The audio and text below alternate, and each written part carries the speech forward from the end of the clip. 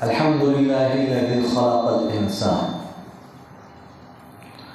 वस्सलातु वस्सलामु अला अब्दिहिल्लज़ी फ़द्दलहु बिल इल्मि वल इअज़ाज़ि वल बयान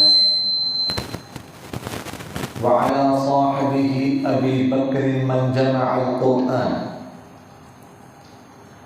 व अलल फ़ारूक़िल मौसूफ़ बिल अदल व कज़ालिका कान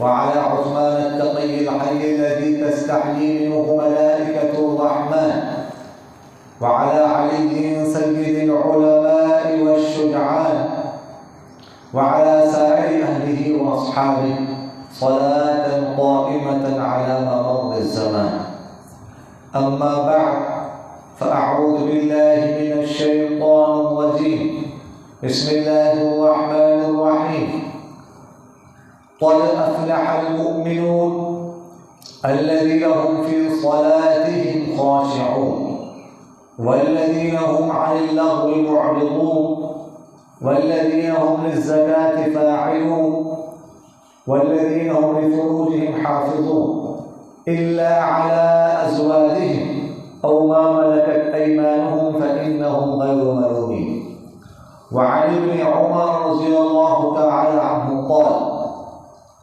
फ़रज़ रसूलुल्लाह सल्लल्लाहु अलैहि वसल्लम ज़कातल फ़ित्र मिन तमरिन औ साअन मिन शअीरिन अलल अब्दि वल हुर्रि वल ज़करि वल उन्सा वस्सग़ीरि वल कबीरि मिनल मुस्लिमीन फ़अमर बिहा अन तुअद्दा क़ब्ल ख़ुरूजिन नास इला अस्सलाह वक़ाल रसूलुल्लाह सल्लल्लाहु अलैहि वसल्लम अद्दीनु नसीहा सदक़ल्लाहु मौलाना अज़ीम व सदक़ रसूलुहु नबियुल करीम व नहनु अला ज़ालिका मिनश शाहिदीन वश्शाकिरीन वल्हम्दुलिल्लाहि रब्बिल आलमीन।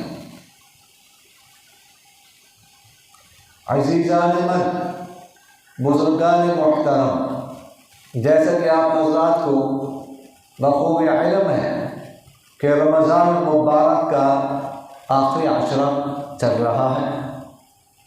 हो सकता है आखिरी जुमा हो जाए, इम्कान है इस दफ़ा के रोज़े 30 हो जाए, अगला जुमा भी शायद आ जाए और अल्लाह करे कि रोज़े 30 हो जाए, ये सआदत हमें हासिल हो जाए।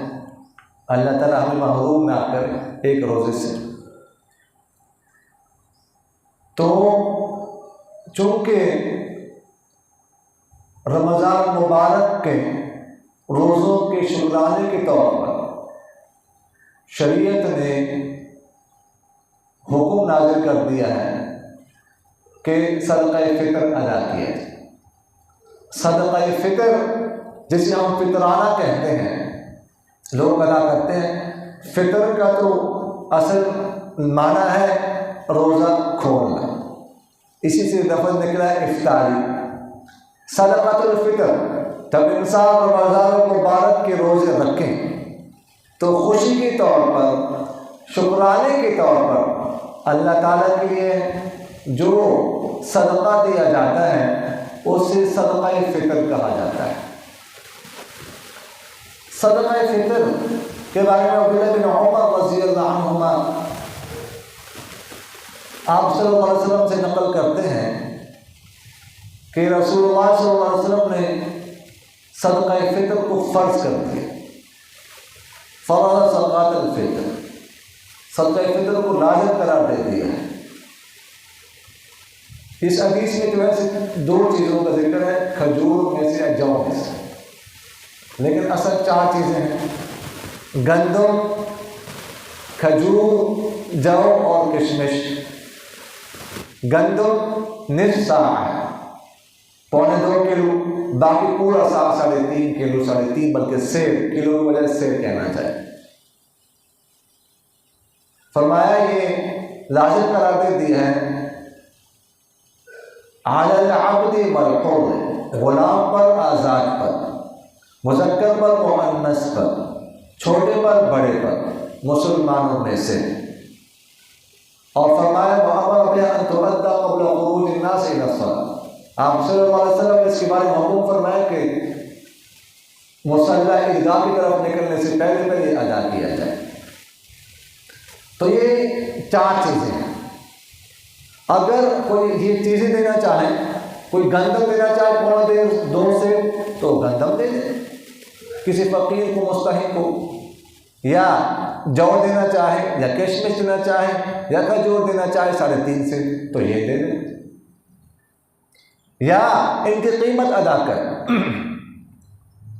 गंदम के लिहाज से जौ की कीमत, या किशमिश या खजूर की कीमत भी अदा कर सकता है कोई। और इसी तरह कोई और चीज़ भी दे सकते हैं।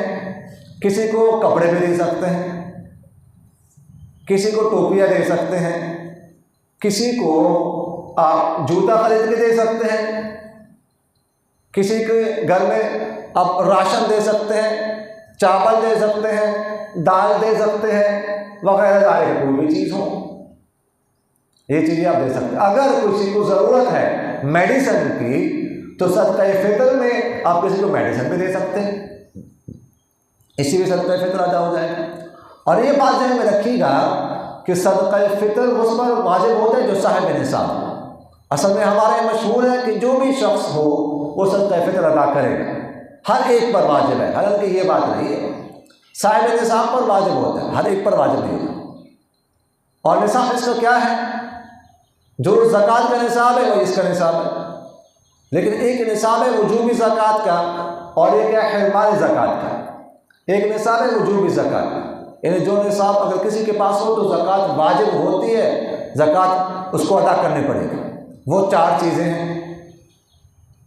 सोना है 7.5 तोला, चांदी है 52.5 तोला। तीसरी चीज़ नकदी है, अगर किसी के पास नकदी हो इतनी 52.5 तोले चांदी के बराबर या 7.5 तोले सोने के बराबर। चौथी चीज़ माली तिजारत, अगर किसी के पास इतना तो उस शख्स पर तो ज़कात वाजिब है। लेकिन एक है हिरमान ज़कात का निसाब। हिरमान ज़कात का मतलब अगर कोई उस किसी के पास वो निसाब हो तो वो ज़कात से महरूम रहता है, ज़कात ले नहीं सकता। तो वो 5 चीज़ें हैं। 4 चीज़ें तो ये हो गई।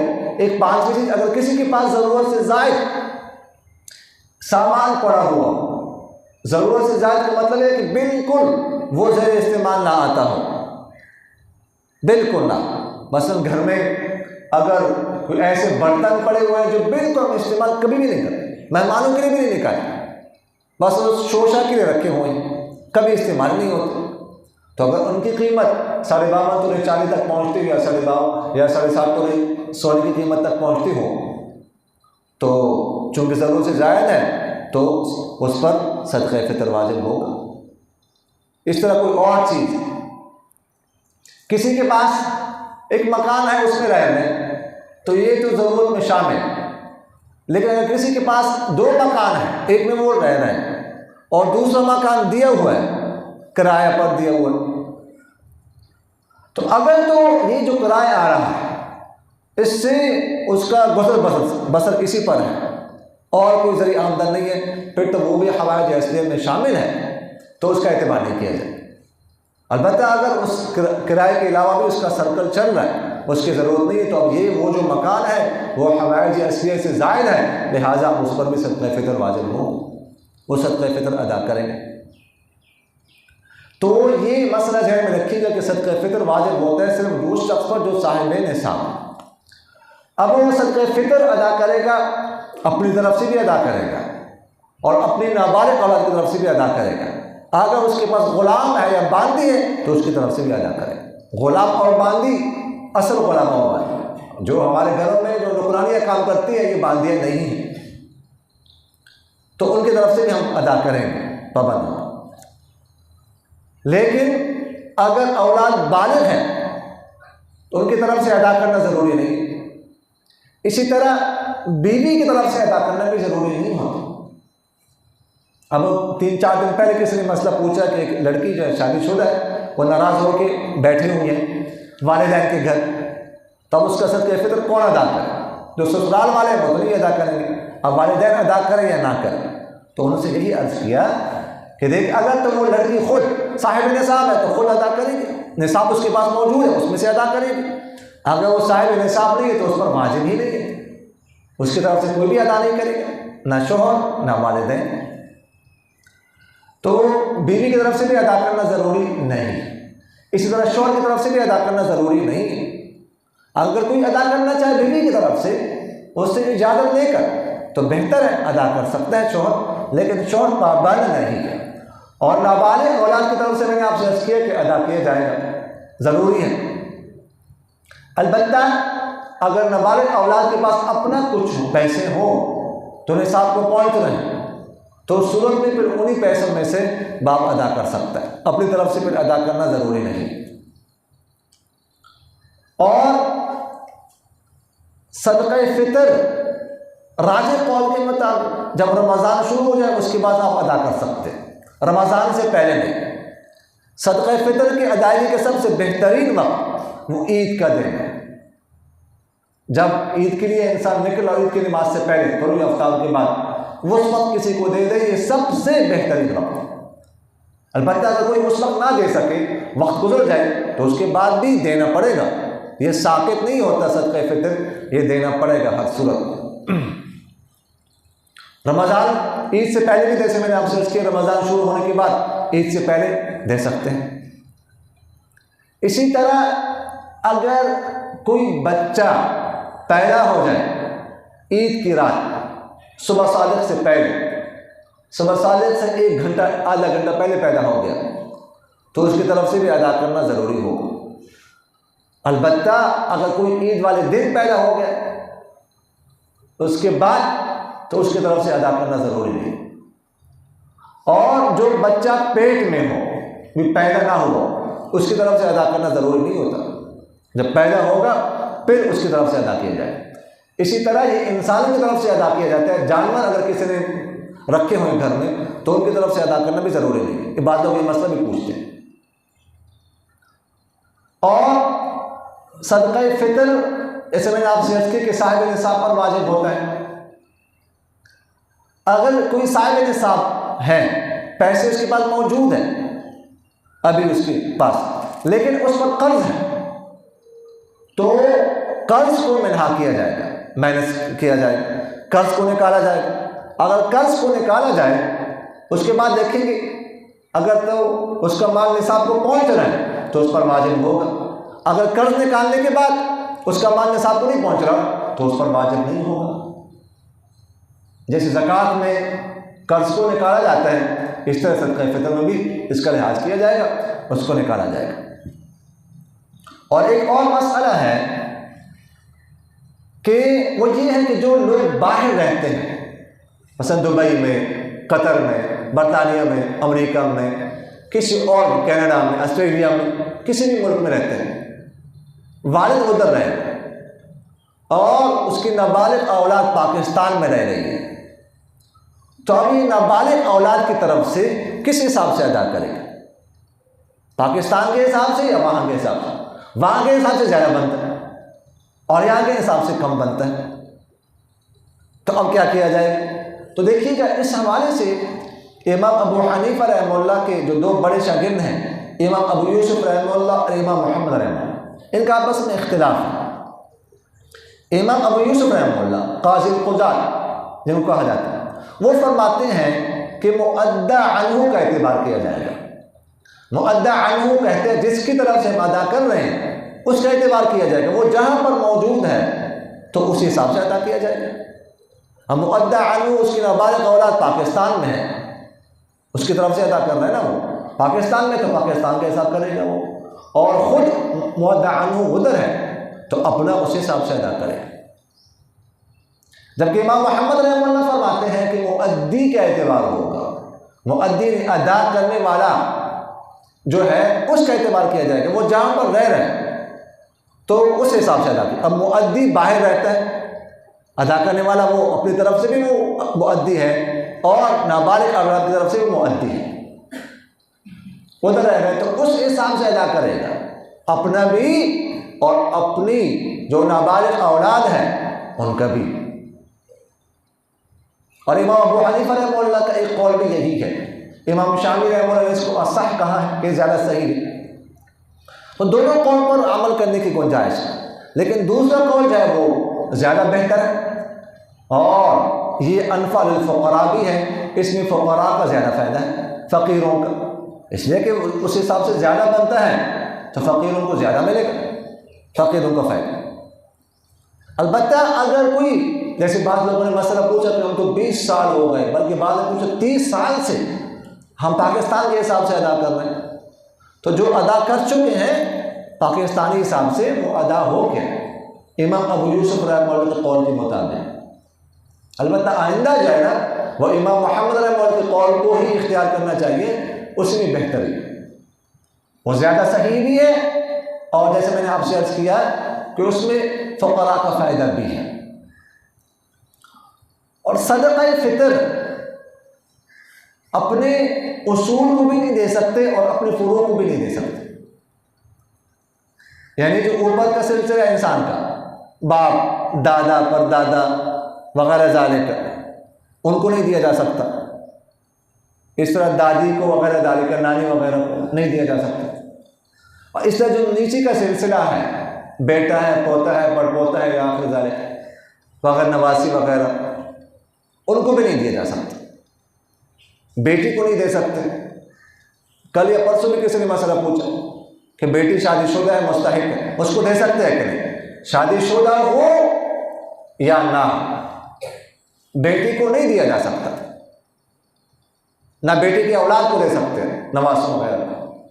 अलबत्ता दामाद को दे सकते हैं, अगर दामाद मुस्तहिक है उसको दे दे, जाहिर है कि उसने घर पर ही इस्तेमाल करना है, लेकिन बराह रास्त बेटी को आप नहीं पकड़ा सकते। अलबत्ता जो साइड का सिलसिला है भाई और बहनों का, तो भाई को दे सकते हैं, मुस्तहिक हो, बहन को दे सकते हैं, जो ज़कात का मुस्तहिक होता है वही सदक़े फ़ितर का मुस्तहिक होता है। इस तरह खालू हो गया, इस तरह चचा हो गया, मामू हो गया वगैरह ज़ालिक, भतीजा हो गया, भांजा हो गया, उनको दे सकते बशर्ते कि मुस्तहिक। और ये भी ध्यान में रखिएगा कि किसी ने रोज़े रखे हो या किसी उज़्र की वजह से ना रख सका, दोनों सदक़े फ़ितर अदा करेंगे। रोज़े रखे हैं किसी ने वो भी अदा करेगा, अगर किसी को कोई बीमारी लाहिक हो, वो किसी वजह से रोज़े ना रख सका, बाद में क़ज़ा करेगा, या बीमारी ऐसी लायक है कि अब भी नहीं रख सकता वो रोज़े और मुस्तक़बल में भी ठीक होने की उम्मीद नहीं, तो उसके लिए हुक्म है कि वो फ़िदिया देगा, लेकिन फ़िदिया तो देगा वो अलग से देगा, लेकिन वो सदक़े फ़ितर भी अदा करेगा अगरचे उसने रोज़े नहीं रखे। सदक़े फ़ितर और फ़िदिया दोनों की मिक़दार एक है। सदक़े फ़ितर इस साल यानी 2026 में गंदम के एतबार से 200 रुपये बनता है और जौ के एतबार से 700 और खजूर के एतबार से 1500 और किशमिश के एतबार से 3200 रुपये। तो जिसकी इस्तिताअत हो, जिसमें ताकत हो, वो किशमिश के एतबार से अदा करे, खजूर के एतबार से अदा करे, ये ज़्यादा बेहतर है। और सदक़े फ़ितर जैसे मैंने आपसे अर्ज़ किया, अपनी तरफ से, अपने नाबालिग औरत की तरफ से अदा करना तो ज़रूरी होता है, लेकिन जो वालिदैन या भाई या बहन या कोई करीबी रिश्तेदार इंतकाल कर चुका हो, उसकी तरफ से भी अदा कर सकते हैं, ज़रूरी तो नहीं है, लेकिन अदा करेंगे तो सवाब मिलेगा। और इसी तरह सरकार दो आलम सल्लल्लाहु अलैहि वसल्लम की तरफ से भी अदा कर सकते हैं और अदा करना चाहिए। सरवर कौनैन सल्लल्लाहु अलैहि वसल्लम का हम पर बहुत बड़ा एहसान है, बहुत बड़ा एहसान है, तो उनकी तरफ से ज़रूर अदा करना चाहिए। अल्हम्दुलिल्लाह, मैं वैसे तहदीस बिन नेमत के तौर पर कह रहा हूँ, कई साल हो गए मैं सरकार दो आलम सल्लल्लाहु अलैहि वसल्लम की तरफ से अदा करता हूँ, तो ये अदा करना चाहिए।